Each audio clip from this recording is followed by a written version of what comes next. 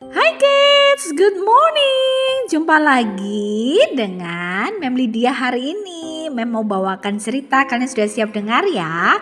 Judul cerita kita Paulus di Athena. Kalian bisa baca di Kisah Para Rasul 17 ayat 16 sampai 34. Ayat intinya Keluaran 20 ayat 3. Jangan ada padamu Allah lain di hadapanku. Kita berdoa ya. Tuhan Yesus, selamat pagi. Terima kasih untuk berkat-Mu hari ini.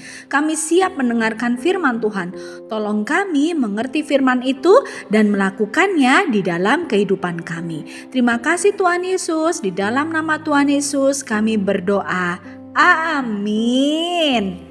Nah anak-anak, waktu itu Rasul Paulus sementara menantikan di Athena. Rasul Paulus sangat sedih hatinya. Kenapa? Karena ia melihat bahwa kota itu penuh dengan patung-patung berhala. Karena itu di rumah ibadat ia bertukar pikiran dengan orang-orang Yahudi dan orang-orang yang takut akan Allah.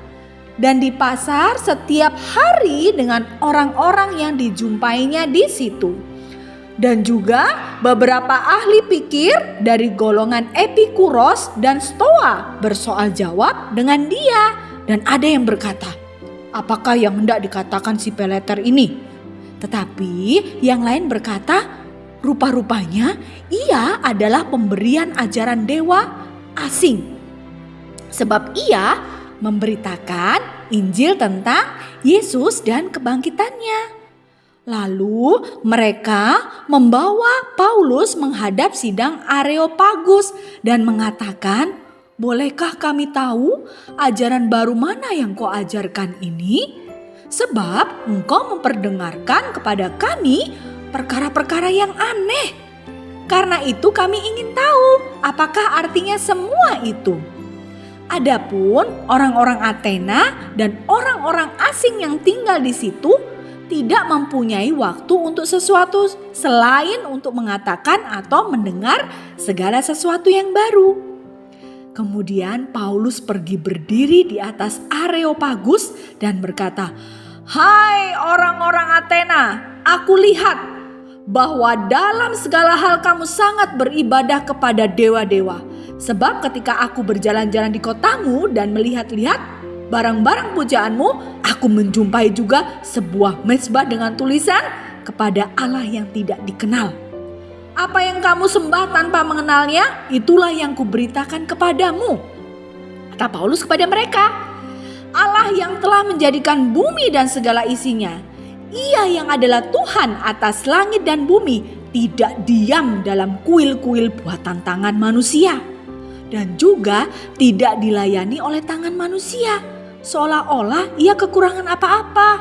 Karena dialah yang memberikan hidup dan nafas dan segala sesuatu kepada semua orang. Dari satu orang saja ia telah menjadikan semua bangsa dan umat manusia untuk mendiami seluruh muka bumi. Dan ia menentukan musim-musim bagi mereka dan batas-batas kediaman mereka. Supaya mereka mencari dia dan mudah-mudahan menjamah dan menemukan dia walaupun ia tidak jauh dari kita masing-masing. Sebab di dalam dia kita hidup, kita bergerak, kita ada seperti yang telah juga dikatakan oleh pujangga-pujanggamu. Sebab kita ini dari keturunan Allah juga. Karena kita berasal dari keturunan Allah, kita tidak boleh berpikir bahwa keadaan ilahi sama seperti emas atau perak atau batu atau ciptaan kesenian dan keahlian manusia. Kemudian ketika mereka mendengar tentang kebangkitan orang mati, mereka ada yang mengejek dan yang lain berkata, lain kali saja kami dengar engkau berbicara tentang hal itu. Lalu Paulus pun pergi meninggalkan mereka. Tetapi beberapa orang laki-laki menggabungkan diri dengan dia dan menjadi percaya. Di antaranya juga Dionysius, anggota majelis Areopagus. Nah anak-anak, apa yang bisa kita ambil cerita kita hari ini? Bahwa kita harus ingat dan hanya menyembah Tuhan saja. Karena Tuhan adalah pencipta kita dan pemelihara kita. Oke kids, kita akan minta tolong Tuhan ya, kita berdoa. Bapa yang baik, terima kasih banyak untuk berkat-Mu hari ini. Terima kasih untuk cerita yang sudah kami dengarkan. Tolong kami untuk selalu percaya kepadamu dan hanya menyembah-Mu. Terima kasih, dalam nama Tuhan Yesus kami berdoa. Amin. Oke kids, bye-bye. Jesus love you.